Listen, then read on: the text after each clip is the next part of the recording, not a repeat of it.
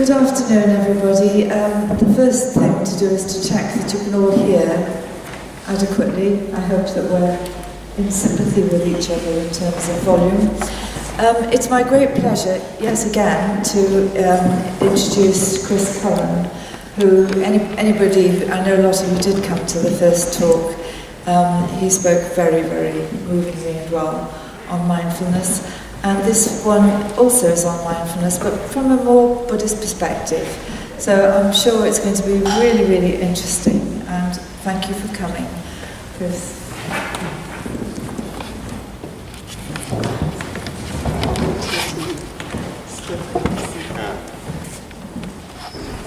Let's see if we can get one.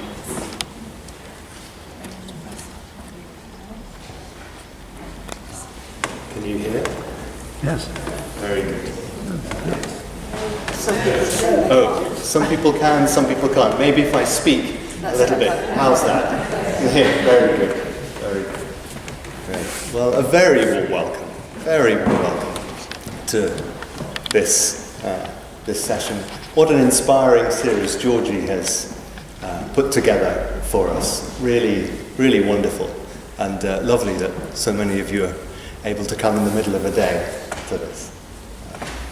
And I'll speak a bit in a moment, but why don't we start with a simple mindfulness practice, just as a way of helping us, all of us, arrive more fully.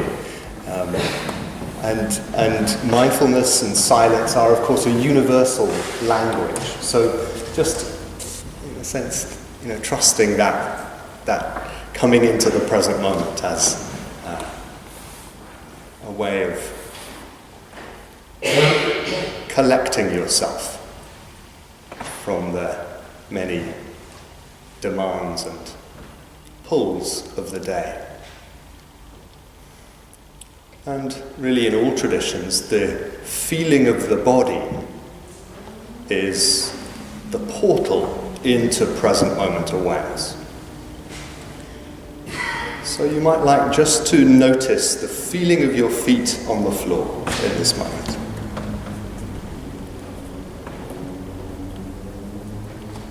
Maybe you can sense the gentle pressure between the soles of your feet and the floor, or the feeling of wearing shoes, or just some sense of having feet in this moment.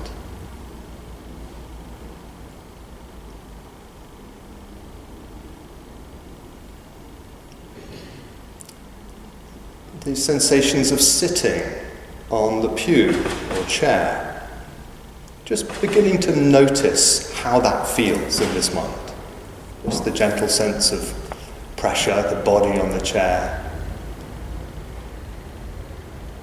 the feeling of the sit bones and the buttocks on the chair.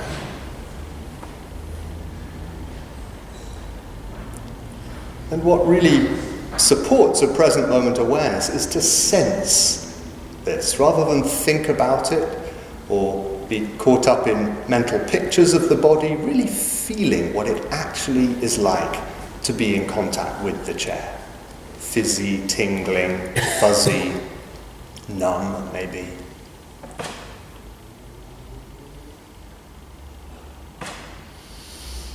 Maybe you can let this awareness now fill your legs as well. So the feeling of having feet and legs and a body sitting on the chair. And of course the mind wanders, because that's what minds do. And the practice is simply one of coming back. So coming back to the feeling of your body sitting here.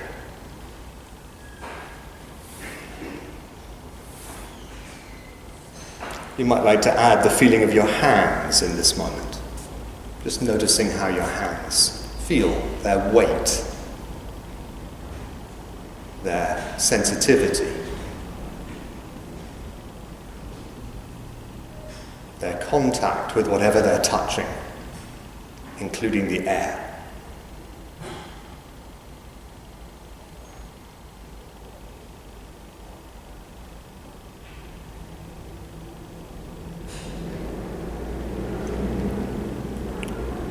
And also then the breathing.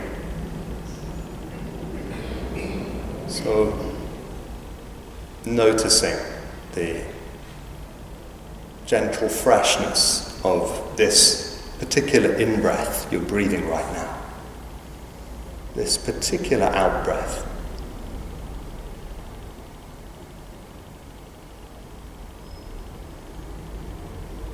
Seeing if there can be an appreciative awareness of the breathing.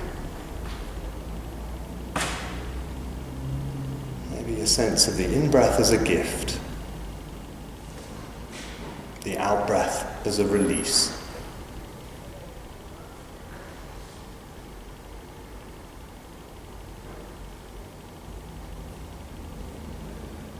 So this most basic of mindfulness instructions, this real foundational mindfulness instruction, whatever spiritual tradition we may come from, just to sense the body sitting and breathing.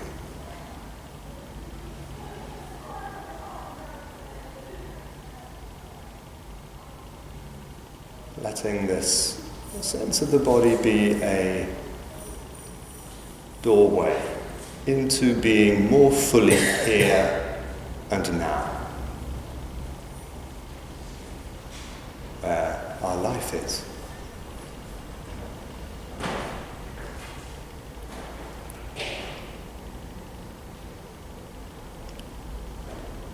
And then when you're ready, letting the eyes open if they've been closed, or just coming back into a larger sense of the room. Maybe seeing if it's possible as you sit here just to keep a good proportion of your attention in the feeling of your body sitting here. You could think in terms of 50 or 60% of your attention continuing to feel your feet and your seat, your hands, your breathing, so that the next 50 minutes or so can be a time of practicing mindfulness as well as reflecting about it.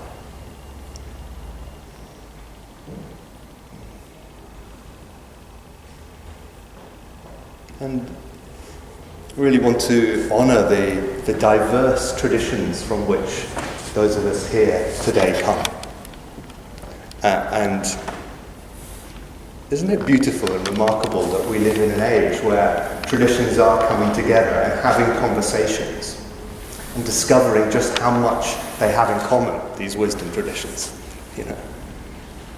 and discovering that these contemplative practices of present moment awareness turn out to be universal. Because of course, the body, the present moment, the breath, these are universals, aren't they? These are gifts that come to us just through being human beings. So really wanting to honour the particular tradition or orientation that you may be coming from or sitting with or steeped in or exploring, and hoping that in some way some reflections about Buddhism may nourish you in your own particular tradition, in your own particular path. We have so much to learn from each other, so much to learn from each other, and that's part of the beauty of a series like this.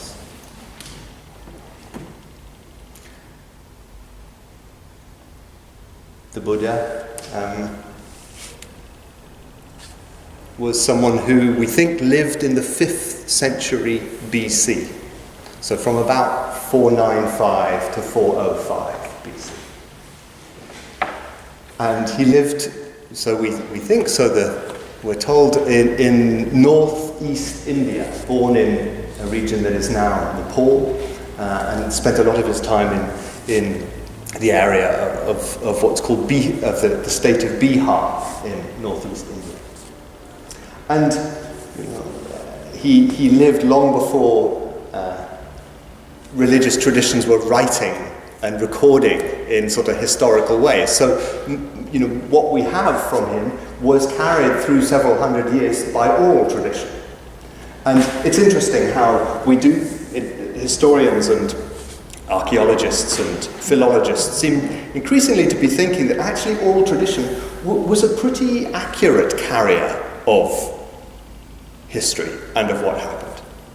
Because there's a certain sort of faithfulness to the tradition and a way in which things were carefully passed on. And so the scholars of Buddhism, and there are some very great and distinguished scholars here in Oxford, are relatively confident about some aspects of the Buddha's life.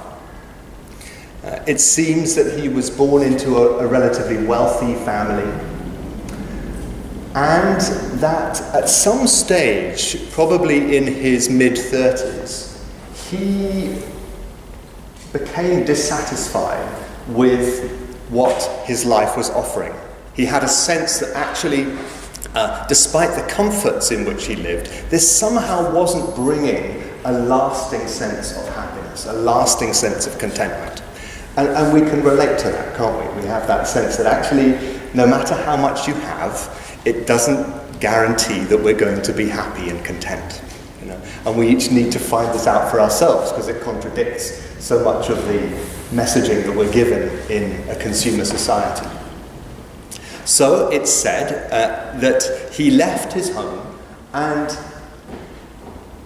went on a quest, which was really a quest about suffering, the experience of human suffering, and the possibility of bringing suffering to an end, or at least radically to reduce the suffering that seems so easily to be part of our experience as human beings. And he explored in all kinds of different ways, but it does seem as if the model of the Buddha, more as a doctor than as a religious teacher, seems to be what the earliest texts are suggesting. So someone who was really seeking to understand the cause of our anguish or our difficulty, our distress, our dissatisfaction.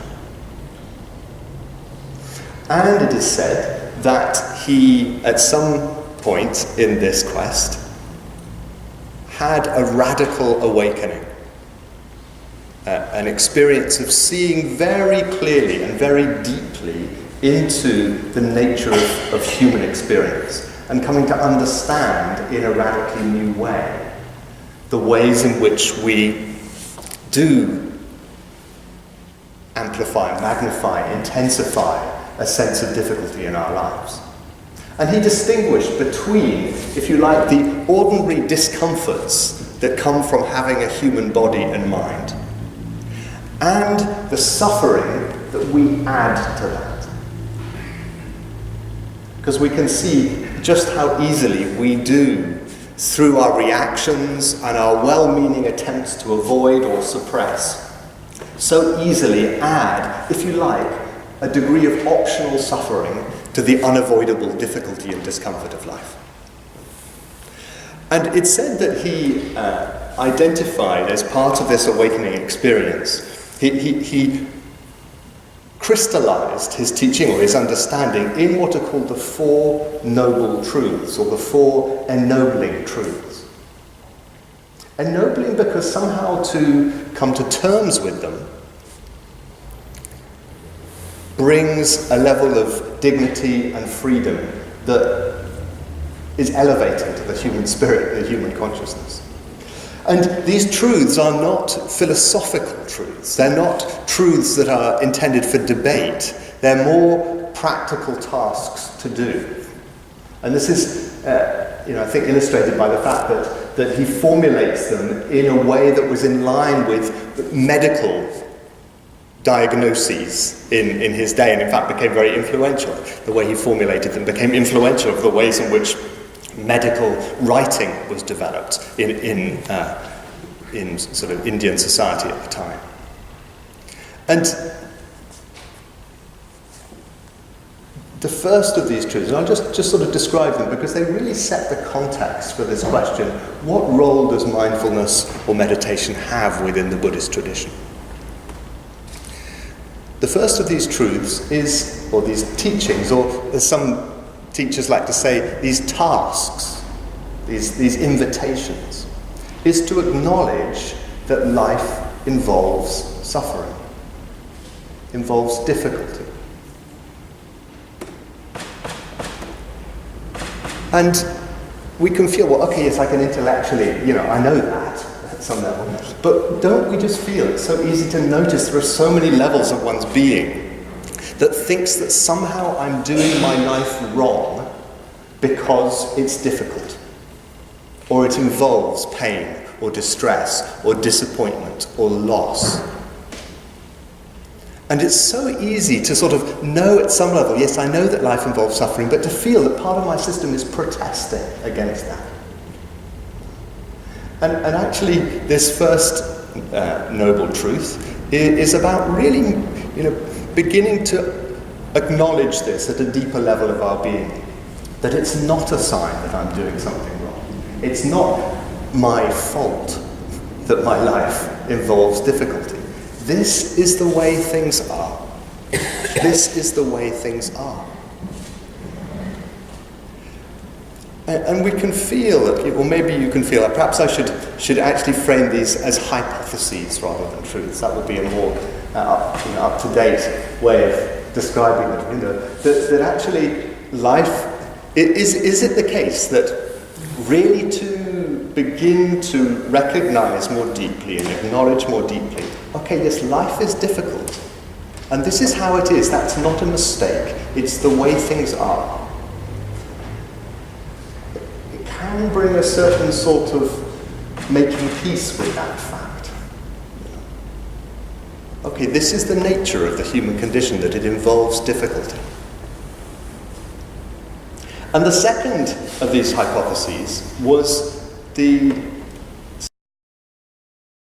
suggestion that the difficulty or the distress or the suffering that we add to life has a single cause. And we may hear that and think, come on, give me a break, it's the sort of bus being late, or having arthritis, or, the fact that difficult things happen in the news, or financial worries. It's many different causes. Well, the Buddha, in his teaching on this, wasn't denying that these are sort of triggers, but really to look at what is the cause of the dissatisfaction and the distress related to this.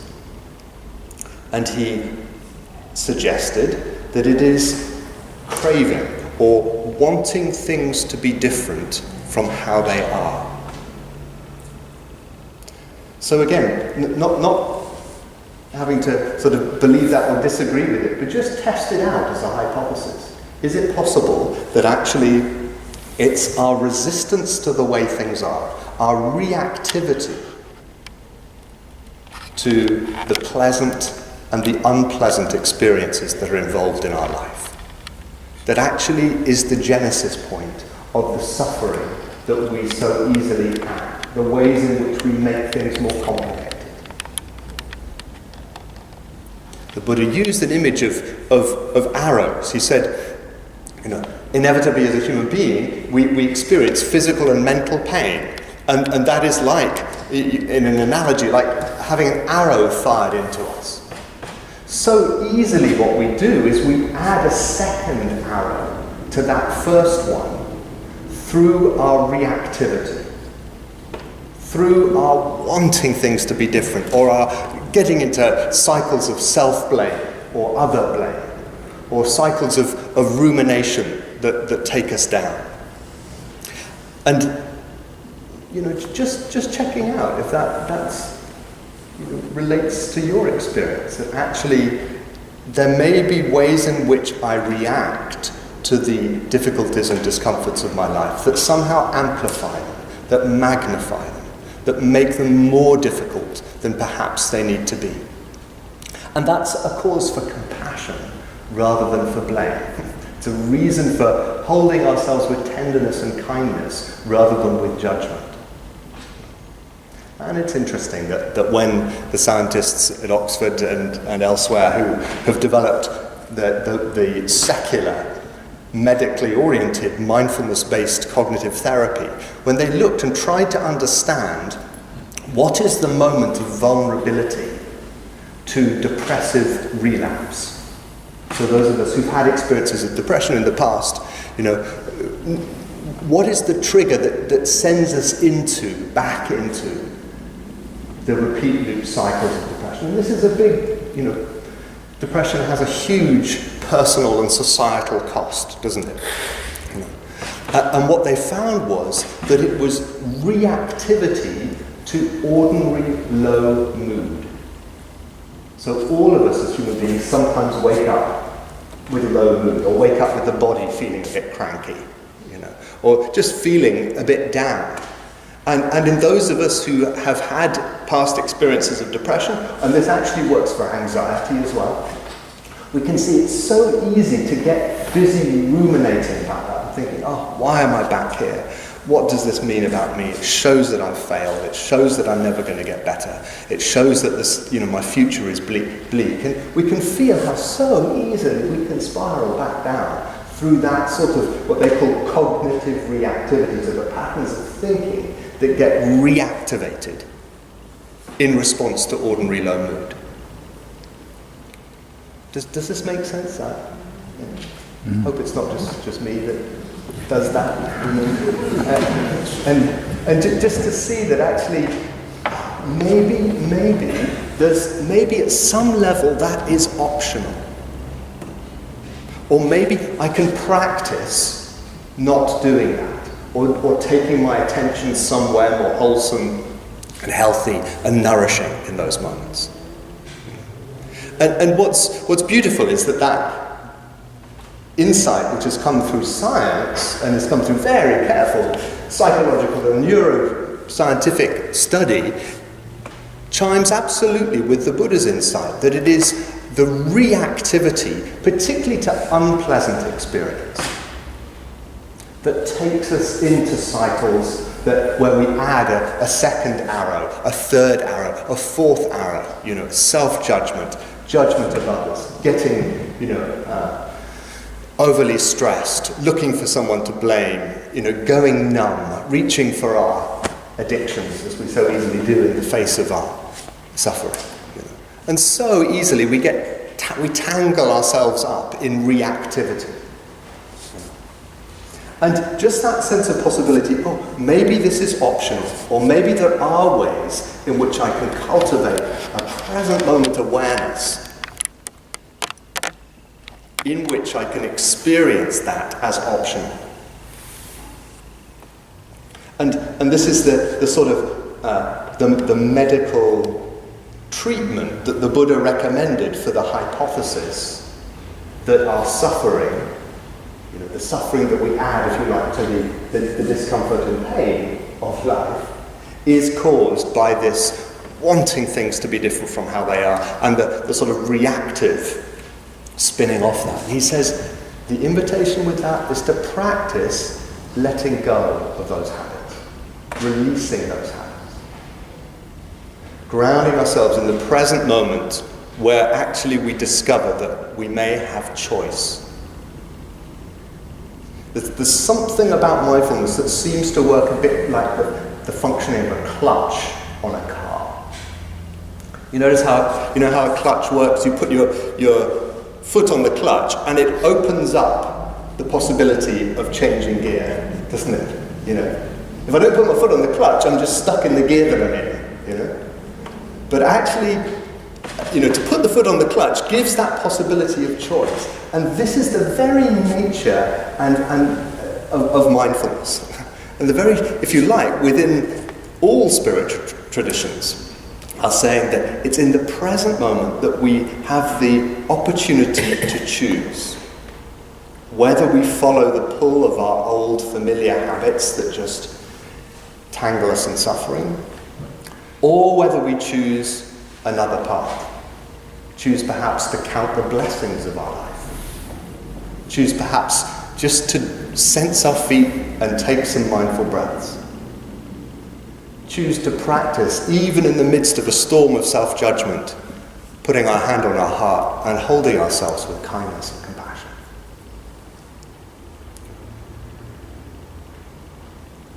And practice is really of the essence here.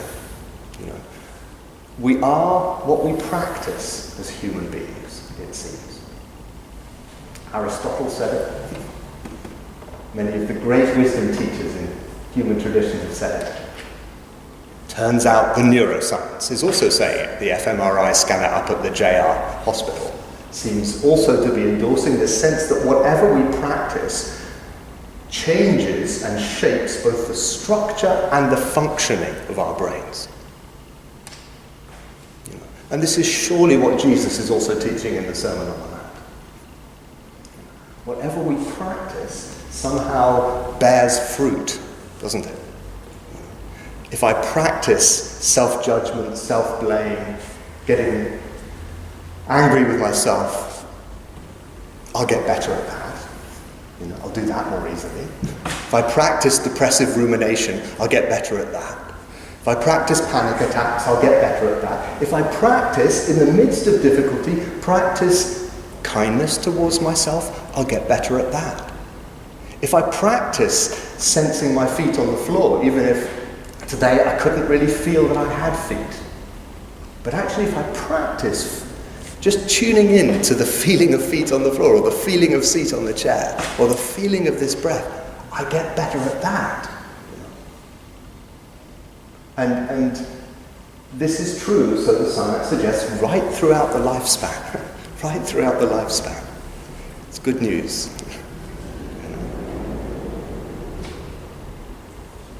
The way that, and each of us from our spiritual traditions will have different versions of this truth. The way the Buddha put it was, whatever the mind frequently dwells upon becomes the shape of the mind. Whatever the mind frequently dwells upon becomes the shape of the mind. And that is something that I can practice. I can practice it even in the midst of difficulty. Sensing my feet in the middle of the argument, or in the middle of the overwhelming crowds in Cornmarket, or whatever it is. Sensing the breath, remembering kindness, deciding to keep a gratitude journal. Because things are particularly difficult at the moment, I'm going to start a gratitude journal today, where I just bring to mind 3 or 4 things each day that I'm grateful for, and I sort of let those in.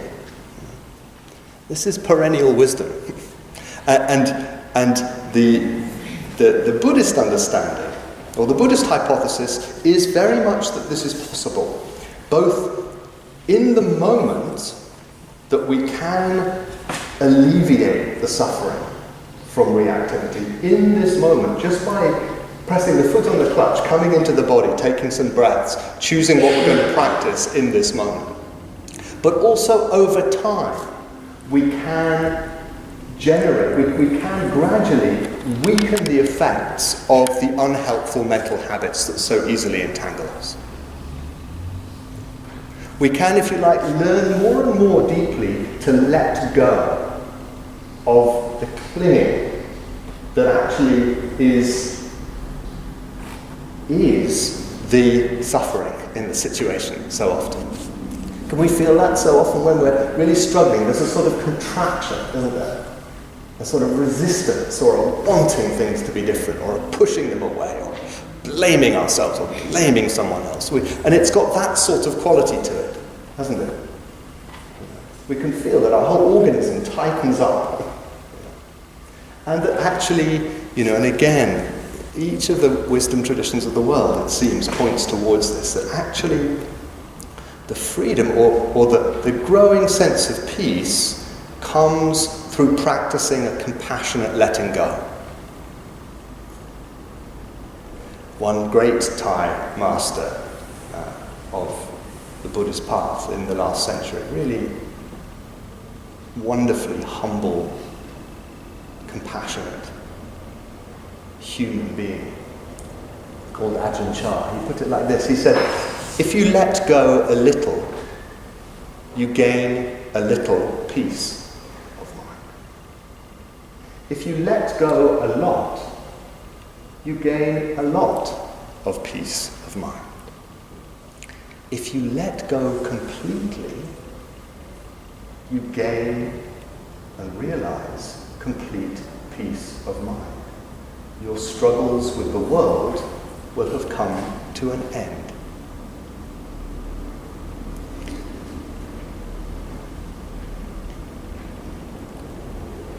And that may sound like pie in the sky, or may sound like idealism.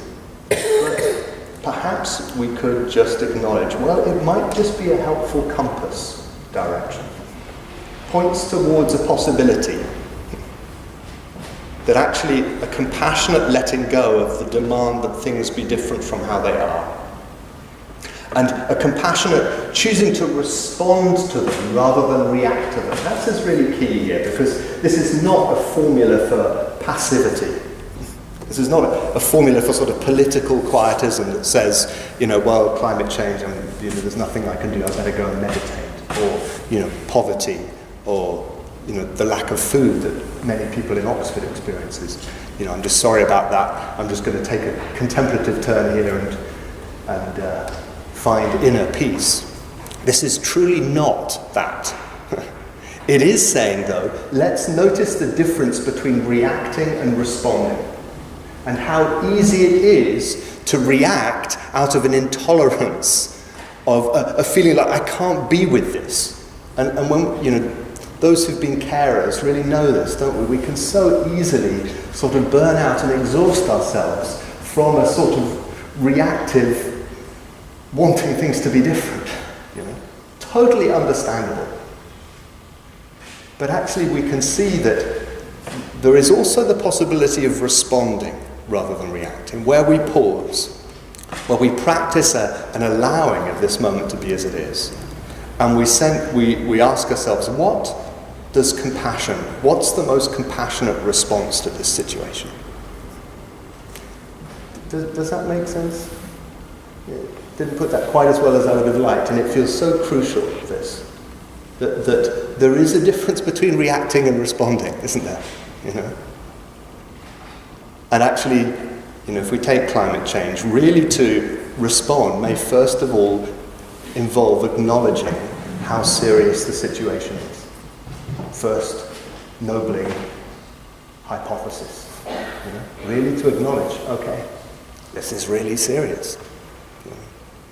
And it demands a compassionate response, rather than myself burning myself out in anger about it, perhaps. The Buddhist tradition does offer the hypothesis that actually it is possible over time gradually to dismantle the mental mechanisms that give rise to the suffering that we add to the ordinary discomfort of life. Based on this practice principle, the Buddha said it's the reactive clinging, aversion, and drifting off that actually cause us to suffer. And I can, through what I'm cultivating in my day-to-day life, gradually we can uproot those habits. And this is a lifetime's practice. But this is the possibility that this tradition points towards. And the fourth of these, so the third is the hypothesis, it is possible for this suffering or this dissatisfaction to quieten, to end. And the fourth of the hypotheses is a path that includes ethics, includes mental training, and includes a commitment to deepening my understanding of the way things are, and then serving, engaging compassionately in the light of that. This is called the Eightfold Path in the Buddhist tradition. So ethics as the foundation. That sense that actually how we live, how we interact with each other really matters. And mindfulness is threaded through it all, because we can see how easily our ethics get compromised, or we find ourselves saying and doing things we really don't feel good about because we haven't been fully present in the situation. We haven't actually been there. I've reacted out of autopilot rather than out of conscious choice, or sensing, how actually would I really like to relate to this person from my deeper values or my better self. So mindful relating, we could call ethics from this point of view. Mental training, and this is where what we call meditation has a central role in Buddhist practice. The Buddha didn't actually use the word meditation, he used the word cultivation. So he says, well, what am I cultivating in my life? It's really that question, what am I practicing in my life? And then this sense of a deepening understanding.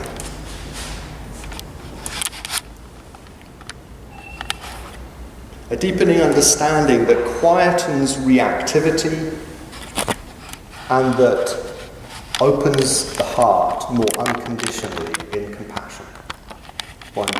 One Vietnamese teacher, who some of you may have heard of, really another amazing figure called Thich Nhat Hanh, who was nominated by Martin Luther King for the Nobel Peace Prize. He said, the path of wisdom and compassion is about having a very cool head and a very warm heart. A very cool head that is willing to see through the reactivity that I can take so literally.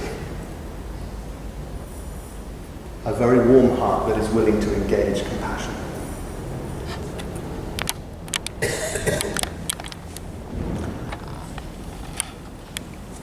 I'm conscious, I want to leave some time for questions. Perhaps now is a good moment. Any comments or reflections or questions that are coming up from you as you listen? Is there a microphone, Georgie? Or? Okay, we can maybe have a go. Anything anyone would like to ask at this stage? Please, yeah.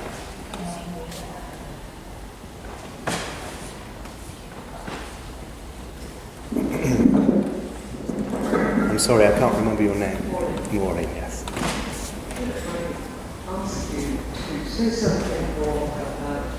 Do you want to just hold the microphone a bit? Sure. Yeah. Choosing to respond rather than react. You said a bit more about the difference. Yes.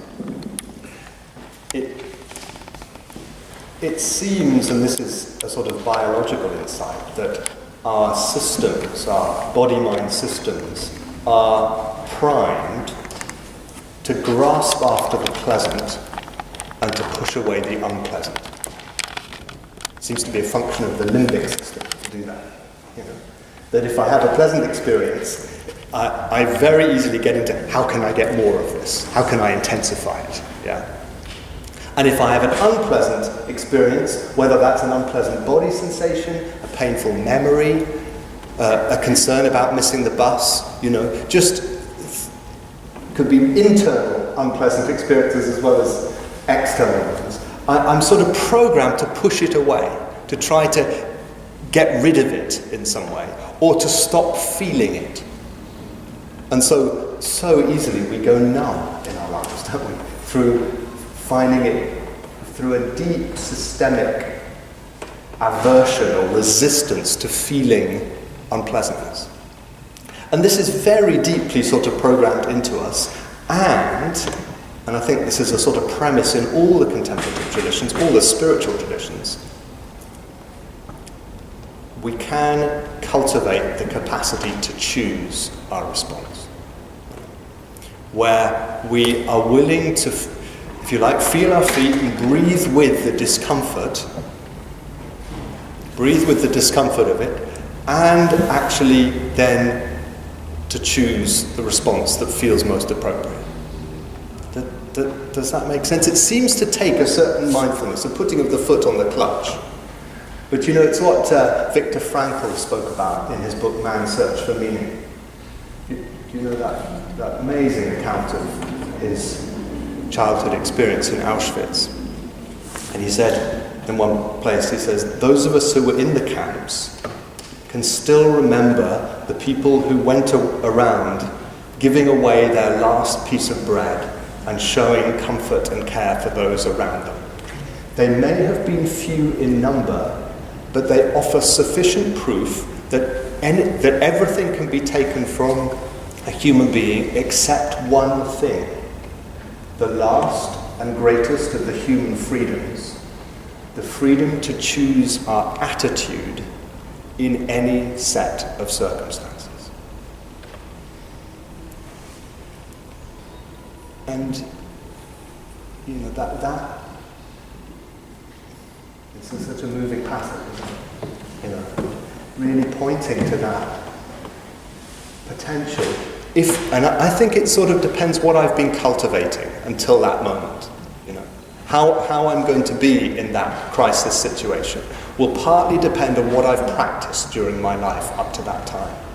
And surely, you know, this is one of the, you know, profound offerings of spiritual traditions in our world, because they're encouraging us to practice good-heartedness, generosity, even when we don't feel like it, you know, compassion, even when we don't feel like it, you know, and developing that capacity to choose. You know, he also said in the book, between stimulus and reaction, there is a gap. In that gap lies our capacity to choose.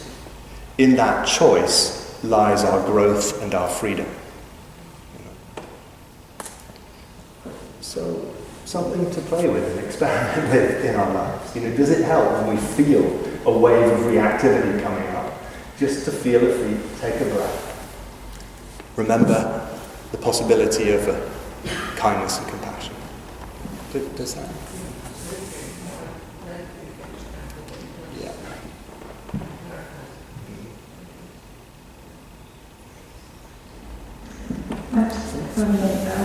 I'm just wondering to what extent we are pre-programmed, as it were. Listening to talk from the day this morning, reminded that a baby, a newborn even, reacts to its mother's smile positively, and that the brain is actually shaped by those early experiences. And I mean, Christianity would say that know that you are loved before anything. I just wondered to what extent that makes the process of becoming more mindful easier or more difficult if you have to receive that initial experience. It does seem like we are very shaped by early experience, aren't we? And there's that beautiful book by Sue Gerhardt, who lived in Oxford, Why Love Matters, looking at brain science and babies. You know. And it does seem that the brain is, to use the technical word, plastic throughout our lives. The brain is shapeable by experience throughout our lives. And, you know, there's a lot of research. It's very early days researching mindfulness and researching compassion, which has become a big, you know, growing theme in psychological research, compassion and the effects of it. So I don't think we really know the answer to that question yet. But it does seem that those who need this the most benefit the most. This is something I've been a bit involved in mindfulness in schools, and all the studies that have come out so far seem to suggest that the children who need this the most, have the most vulnerability or the most difficult mental health, benefit the most from learning mindfulness in schools. And that, you know, if one can get this kind of contemplative practice into the environment of schools, or into young offenders institutions, or into the centres where children in care are living, that actually can really be of benefit. That actually can really be of help. And so that sense of there's a certain, I think there's a certain hopefulness that comes through this latest understanding of the brain.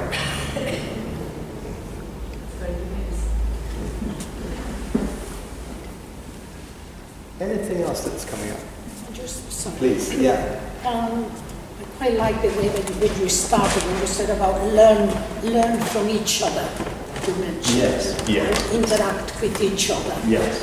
Which I think is in these days now when there's so much talk about Europe and all these immigrants and Yes. people coming Yes. about, that is quite important Yes. about this learning from each other. True.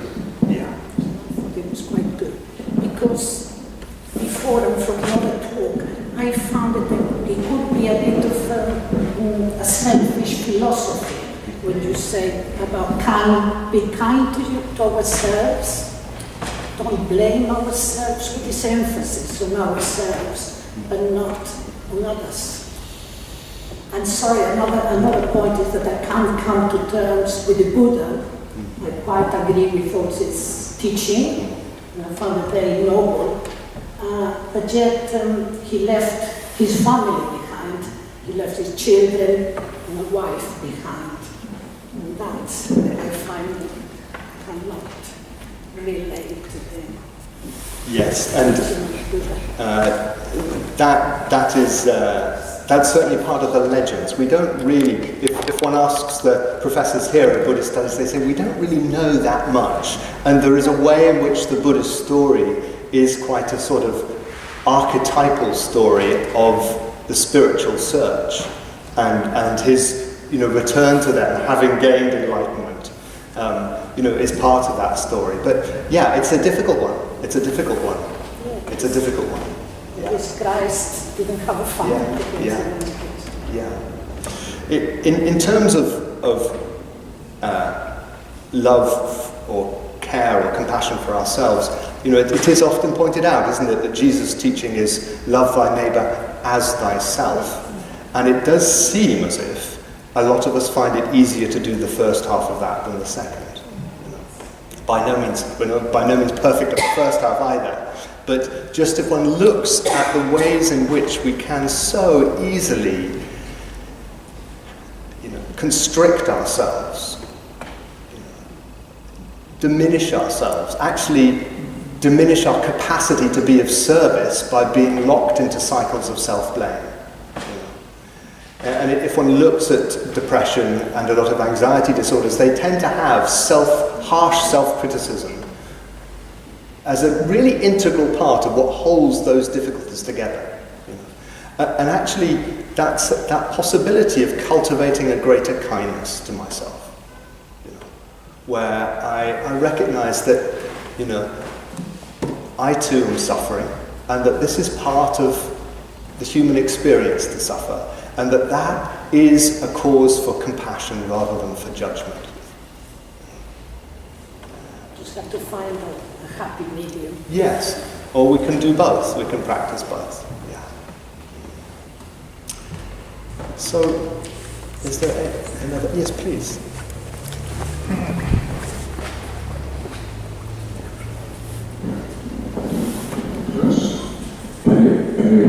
Yes. Maybe hold it a little further away, just a little further away. Yeah. How's that? Very good. Okay. Yeah. You mentioned Peter Frankl. Viktor Frankl. Victor. Yes. Who's in death camps. Yeah. And I think nowadays the Holocaust is often used as a kind of image of the incomprehensibly overwhelming evil. Yes. Now, did Buddha have any? Did he have a sense that there might be like a critical mass of such evil in the world at any point? A quantum of evil that was simply indigestible, which would cause maybe not individuals. The individual must always, I think, have a possibility of escape, even from holocausts, but a kind of critical mass that can cause human societies to just give up and implode somehow. Because our history, our recent history, contains, I think, multiple holocausts, some of which we know nothing about. And maybe that evil does accumulate in some way that has an unconscious effect on us all. And maybe that's why mindfulness and other such things are now emerging, because of the need. Our need is perhaps greater because of this great quantum of bad stuff that envelops us. Is that something Buddha had a comment on? Or you have a comment? Well, he, as far as we can tell, certainly did comment in similar sorts of terms and highlighted, or sought to point to just how deep our entanglement in delusion can be, such that we do commit horrors. We're capable of committing horrors. And he tended to speak about it as much about just through real delusion, real not understanding, real not seeing clearly, and being blinded by our impulses, our very primal impulses, and how that can cause us to commit atrocities. And in a certain way that does, and he did emphasize the sort of urgency of a more mindful approach to life, a more ethical approach to life. The urgency of living with the intention of non-harming. And there isn't in the Buddhist map a sort of model of a sort of final salvation for the whole world. There is the sense that we each have the choice as to what am I going to dedicate my life to adding to the suffering of the world, or seeking as best I can to diminish it. Through living more ethically, through living more mindfully, through living more compassionately. And so there is that sense of choice and that sense of possibility. And there are stories in the Buddhist scriptures of there's a story of a mass murderer who woke up to the effects of what he was doing and became a follower and a practitioner of the path of mindfulness and compassion. So that sense of it being possible, the little experience I've had of working in prisons and seeing how some people there who have done some pretty extreme things discover the possibility of unlearning those habits through practicing mindfulness, through developing meditation. We're so blessed in Oxford to have the Prison Phoenix Trust just up the Banbury Road doing extraordinary work of introducing mindfulness and meditation and yoga into prisons, and just seeing how that can transform lives. So in a certain way where this particular contemplative tradition points is to the individual choice we each have at the beginning of each day. What am I going to practice today? And can I practice in a way that seeks to alleviate suffering for myself and others?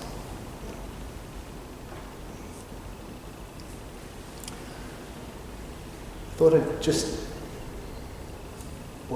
perhaps just two things to end with. The first, perhaps to review then what we're saying here.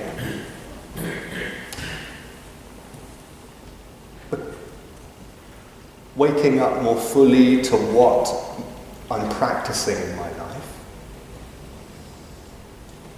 Waking up to the possibility of cultivating a capacity to come into the present moment more fully. Pausing, learning to pause. You could say that's the sort of take-home message of I suspect, a lot of these talks, these lunchtime talks. How can I pause in the middle of the day? How could I pause, say, at 12 o'clock each day for a few moments, and there are bells ringing in Oxford at 12 that could remind us, and just have that sense of, okay, I'm going to practice present moment awareness, practice presence here rather than absent-mindedness. Present-mindedness. gratitude being something that all the spiritual traditions recommend and the Buddha deeply recommend. I love Meister Eckhart's statement. He said, if the only prayer you ever say is thank you, it will be enough.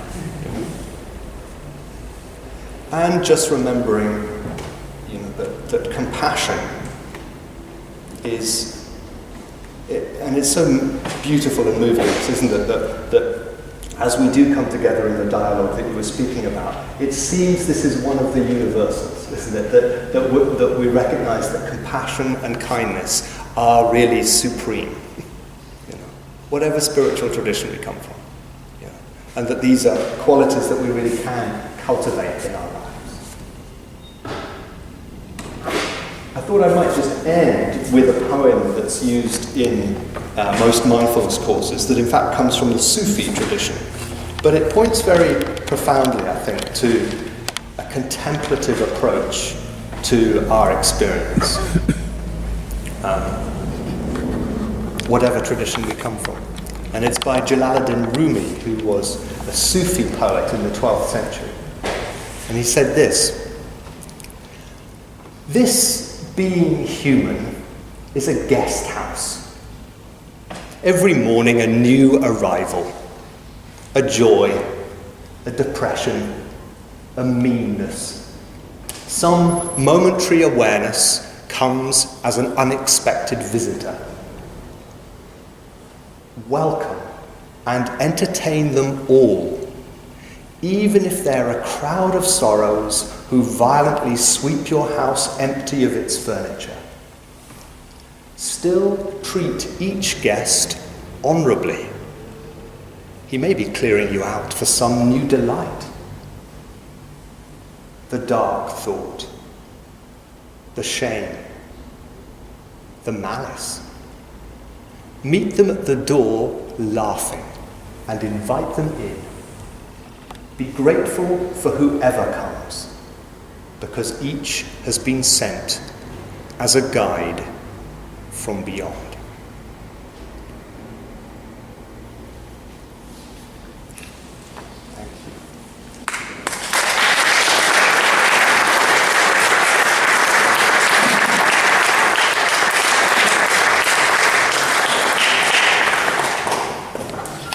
Just two things that occurred to me. One was that painting, I'm sure a lot of you will know it, by Cullen, called The Angelus, where two peasants are pausing in the middle of the day, leaning on their farm implements as the bell rings. It's exquisite, just taking that little time to stop and think and be thankful. And the other thought that occurs to me is something, the shortest saying I think there is, by Doug Hammarskjöld, which is simply yes.